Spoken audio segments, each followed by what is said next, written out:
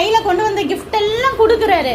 ஆனால் எலிசா வாங்க மாட்டேங்கிறாரு. இல்லை, நான் இதுக்கெல்லாம் ஆசைப்பட்டு நான் என்ன செய்யலை. என் தேவன் சொன்னார் உனக்கு நான் நன்மை செஞ்சுட்டேன் அப்படின்னு சொல்லிட்டு.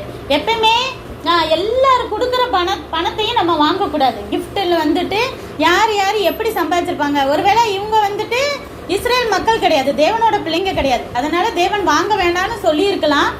ஒரு சில பேர் வந்து சம்பாதிச்ச முறை வந்து தப்பா இருக்கலாம். அந்த வழியா ஒருத்தவங்கள அள வச்சு ஏமாத்தி பிடுங்கி ஏதோ ஒன்று செஞ்சிருப்பாங்க.